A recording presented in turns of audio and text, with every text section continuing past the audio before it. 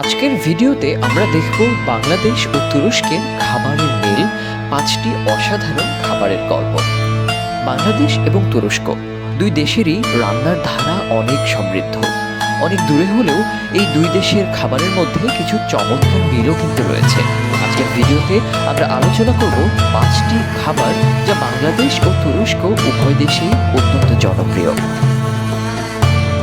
বিরিয়ানি বনাম মাকলুবে। বাংলাদেশে বিরিয়ানি শুধু কিন্তু একটি খাবার নয়, এটি একটি আবেগ।